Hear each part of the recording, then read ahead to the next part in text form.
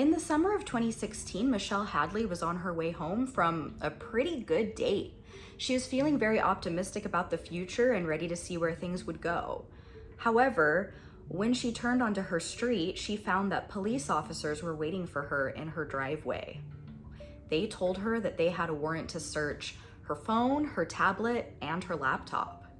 Shortly after she turned these devices over, she was placed in handcuffs and on her way to the Anaheim Detention Center in an unmarked police car. Michelle believed that the police would soon realize their mistake and would find the evidence that proved that she was not the person capable of the crimes that she had been accused of. What crimes? Well, about a month ago, a woman named Angela Diaz had been receiving numerous threatening emails and messages.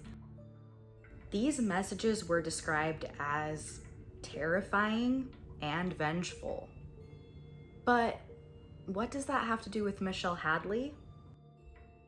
Angela Diaz is the 31-year-old pregnant wife of Michelle Hadley's ex-fiance, Ian Diaz. These messages continued for weeks. They all seemed to be sent from different email addresses, but they were all linked to Michelle Hadley. Some of these messages included women beaten, groped, strangled, attacked by men in masks. Around that same time, someone was looking for a fantasy partner on Craigslist.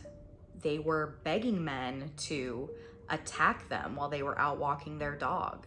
These ads had Angela Diaz's address and description, but they were linked to an email account allegedly created by Michelle Hadley. On June 24th, 2016, Angela Diaz reported to the police that she had been ambushed by one of the men who answered this ad in her garage. Is Michelle Hadley the kind of person who is capable of something so malicious? Until Ian Diaz came into her life, Michelle had only ever been in a relationship with one other man, her high school sweetheart, who she married at 22. Their marriage didn't work out, and 4 years later, she met Ian Diaz on a dating site. Michelle was 26, and Ian was a 35-year-old U.S. Marshal. Michelle found him to be sweet, attentive, a hard worker who lived at home to take care of his mom. Things between the two of them moved quickly, with Ian saying he loved Michelle on their second date. By the spring of 2014, they had moved in together. Shortly after, Ian Diaz's controlling nature emerged, according to Michelle. He allegedly wanted her to adopt a sexier look and persuaded her to take a lower paying job, allegedly so all of his friends could keep an eye on her. Looking back, Michelle can see the red flags, but in the moment, she was blinded by the beginnings of a new relationship, a new love. She wanted to make Ian happy and was afraid that he would leave her if she didn't. She started to get the feeling that he was keeping tabs on her, and this was only confirmed by him calling her to double check where she was, if she was with who she said she was with, and things of that nature. Michelle believed he even had a tracker on her car at one point. Regardless of this, Michelle said yes when Diaz proposed to her. In her words, she didn't just love him, she was obsessed with him. It was the kind of love that felt like an addiction. Things in their relationship just became more and more strained. Ian allegedly had a fantasy of Michelle sleeping with another man while he watched, and he would bring this up to her over and over and over again, and Michelle would always say no. But finally, after months and months of him asking her to do this, she gave in and said, okay. And so Ian put an ad on Craigslist, and shortly after they found a willing participant, she did what he wanted her to do and basically immediately regretted it. The next morning, sick with regret, she begged Ian to delete the tape, with him allegedly responding with, "No one put a gun to your head." In 2015, the couple moved into a condo in downtown Anaheim. Michelle came up with the down payment, and then the two of them took on the mortgage together. As these things usually turn out, the relationship only grew to be more toxic. Ian seemed to be more paranoid than ever, and Michelle felt that he was becoming physically threatening on top of all of this. There were apparently many situations where she felt very unsafe. Times where she was told to get out of the car when they were on the side of the freeway. Times she was held down against her will during screaming matches and arguments. Things just seemed to be getting worse and worse. At the end of that summer, Michelle and Ian broke up. Ian actually broke up with Michelle. He thought she was cheating on him, so he took the engagement ring back. Michelle took this opportunity to pack up her car and just get out of there. This move, it freed her physically from the situation, but she and Ian were on this mortgage together. So this just marked a year-long battle over the property. Their attempts to come to an agreement over it just became increasingly bitter. By Michelle's own admission, there are numerous emails, voicemails, text messages that are not her at her best. Things that she strongly feels she would have never said under normal circumstances. It was ugly, all around. In 2016 is when Ian met Angela Connell. They met online, and a month after meeting, they were married. Angela, who was pregnant, ended up moving into the condo that Ian and Michelle split the mortgage payments on. Obviously, Michelle didn't know about any of this. She was starting over, renting a new apartment near her school. The first time she'd even seen Angela's name was on some paperwork when the deadline came up for Ian to take over the mortgage. But a few weeks later, on June 6th, she saw Angela's name again. This time, it was on a restraining order that Angela had taken out against her. Michelle was stunned. She had never met this woman. She'd never seen this woman. And until the court hearing related to the order, she had no documentation or physical evidence of any of the complaints that this woman had made against her. Walking into the courtroom that day, Michelle just had her father by her side, but the Diazes had a bunch of family and friends with them, all seeming to be side-eyeing her and giggling at her expense. Her first time seeing Angela Diaz in person, the woman strode over to her and slammed down some documents on the table in front of her and said, "Here you go." And this is when Michelle saw a stack of printouts of threatening emails that all seemed to be from her to Angela. Michelle describes herself as a goody two-shoes, so she was horrified to have a restraining order on her record. She said that she had no idea what was coming. Tracking emails to their origin is pretty straightforward. An email is attached to an IP address from where the email was sent. In internet crime cases such as Michelle's, law enforcement can subpoena information from online companies and search engines. Although it is possible to mask your location using VPNs, I'm sure you've seen about 1.5 zillion ads for VPN stuff on YouTube. That can muddle things up a bit, but through the right investigation, you can figure out where they originate. About a week or so before Angela filed the restraining order against Michelle, Michelle had been getting some weird email notifications about accounts under her name that she'd never created or seen before being shut down. She also got a bunch of automated messages about her emails being used as recovery emails for emails that she had also never created or seen before. It seemed to her that someone was creating emails trying to tie them to her. Many of these accounts had the name Lilith Hadley instead of Michelle Hadley. On June 13th, one of these email accounts attached to a Craigslist account replied to someone who had posted about a fantasy.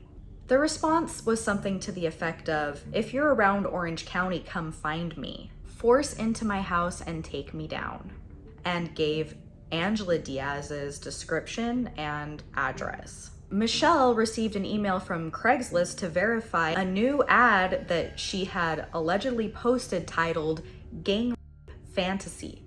She emailed abuse@craigslist.com to complain, but nothing was ever done. 3 days after this is when Angela called 911 to report that she had been attacked in the garage of her home. Police arrived to find Angela in a ripped shirt with a red throat. A few hours later is when Michelle returned home to find the police waiting for her on her driveway. While Michelle spent the night in jail, the threatening emails to Angela stopped. But after Michelle's parents posted $10,000 bail to get her released, the emails quickly started up again. Angela kept calling 911 and reporting mysterious, creepy men lurking around her home. In July, Michelle was arrested again, this time while she was doing housework in her parents' office.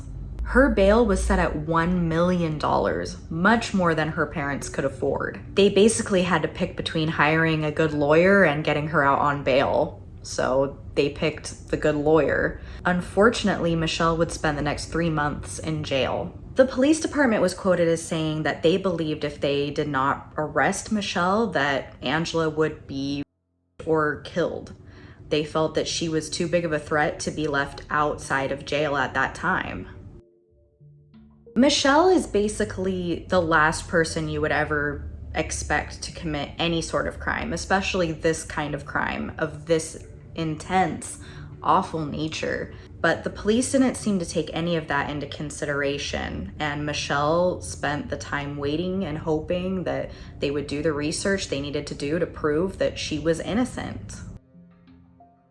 Michelle had also reported to the police months before that she felt that someone was setting up fake accounts for her. In fact, she had expressed that she was concerned that Ian Diaz had been setting up fake accounts for her, but she felt that no one took her seriously, that no one even filed a report. Her parents on the outside were gathering numerous pieces of evidence to prove that Michelle was not the person who committed these crimes. A few of these pieces of evidence included surveillance footage placing Michelle in places she couldn't have possibly been if she had been doing the things alleged. In fact, there were numerous times that she allegedly sent messages with no Wi-Fi or cell service at all. There were also times that she was supposed to have sent messages, but it was during the time that the police had confiscated her devices. So how could she have? The police seemed to be more interested in the odd and creepy threats within the emails themselves than with whatever was really going on here.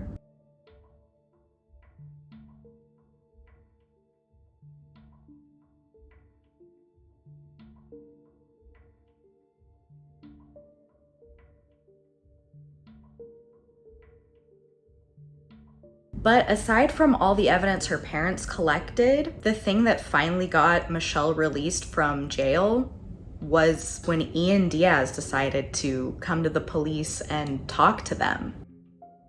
On September 30th, 2016, he arranged to meet with the Anaheim detectives. This was because he believed that his wife, Angela, had been framing Michelle. In fact, the lies about Michelle weren't the only lies she was telling, according to Ian.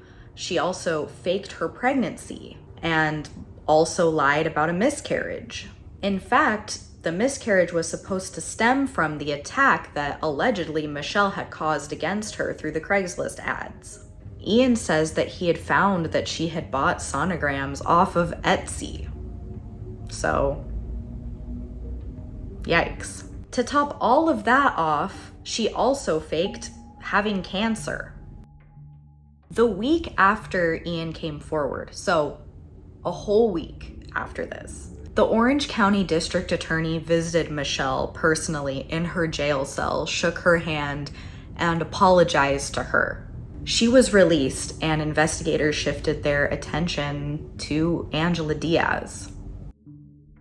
Even after that handshake, it took 3 months for officials to exonerate Michelle publicly. She said during that time, she was asked to stay quiet and keep things to herself. Even though the news of the crime had gone national and people had all heard about it already, the wrong parts of it, but of it.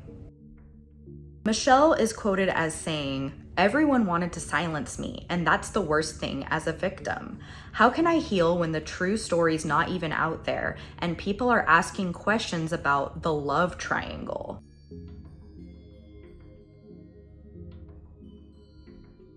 On January 6, 2017, Angela Diaz was arrested. And 3 days later, Michelle was exonerated. Michelle is ecstatic and completely stressed out. She pretty much hasn't slept the whole weekend. She's always maintained her innocence. Unfortunately, nobody listened to it. She was interviewed in depth by Anaheim PD when she was taken in, and she told the absolute truth. And she never. This isn't a case where we, like with OJ, we wonder if he really did it or not. She literally never did it. So maintaining her innocence was easy because she was. Is it frustrating that it took just a few weeks for them to arrest her, but then it took months for them? Oh, of course. Of course. It's very surreal for a lawyer to have to go through something like this and to see your client in this sweaty orange jumpsuit when they really are innocent. And they know they're innocent. And they have no idea why they're in there. And they're just expecting someone to say, "Okay, it's over, we believe you." The investigators presented this case to the public as a painstaking cyber crime investigation, basically choosing not to address the fact that mountains of evidence were given to them previously by Michelle's family and their attorney that they basically didn't even acknowledge until Ian Diaz came in and threw his wife under the bus. What was it like to live through this? Horrifying. It is really like your worst nightmare coming true. You were telling the police, "I'm not doing this. This has nothing to do with me." Did you get any sense that even for a second they believed you? No. I got the sense that it was quite the opposite. I got the sense they didn't want to hear my side of the story. In fact, after exposing his wife to the police, Ian Diaz was not questioned again. During that time frame, they never even searched his phone or devices. Basically, they just kind of took his word for it that it was all Angela's idea. Prosecutors referred to the story as a tale stranger than fiction, a love triangle, all sorts of thrilling, intriguing titles. Even more than the catfishing element of the crime, people related this story to Gone Girl. Have you read Gone Girl? This is nothing like Gone Girl. With Angela's arrest, details emerged of how the police department were able to figure out that she was using a VPN to change her location and make things seem like they came from Michelle's location instead of her location. Again, these are things that Michelle's parents and attorney had already addressed, but were ignored until this moment, and they weren't given the credit for figuring it out. The police took all that credit. On October 2017, Angela pleaded guilty. Her charges included perjury and false imprisonment. Michelle, on the other hand, had faced the maximum sentence of life imprisonment for her alleged crimes. So, Angela's criminal defense attorney was quoted as saying, "The failure to investigate adequately the role of Ian Diaz in it is a serious concern." This wasn't an Angela-only scenario. Michelle's feelings about Angela are complicated. She doesn't love what she did or what she was involved in, but she also believes this wasn't an Angela-only scenario. And after having an extensive relationship and engagement to Ian Diaz, she knows how easily he can convince people to do the things he'd like them to do. Since her exoneration, Michelle got her MBA and she got a great job in her field. She moved across the country to get away from California after all of this madness. She'd actually become infamous in California and got tired of having to answer the same awkward questions over and over again. Ian ended up selling their condo and Michelle never got a cent of any of that money from that sale. 2 years later, sued the city of Anaheim, the Anaheim Police Department, and the Diazes, alleging that officers initially overlooked and ignored a mountain of evidence proving her innocence from the very beginning. Her attorney is quoted as saying, "Almost 5 years ago, our client reported that her ex-boyfriend was stalking and impersonating her online. Instead, it was our client who was arrested after her ex and his wife framed her in an elaborate but shoddily executed plot. The most basic competence with digital evidence and intimate partner violence would have revealed to Anaheim police officers that she was being framed. It was our client's bravery and diligence in bringing her civil suit that exposed the holes in Anaheim's investigation and the cover-up of the cover-up. Let this be a lesson to all abusers. The law will catch up to you, even if you are a law enforcer."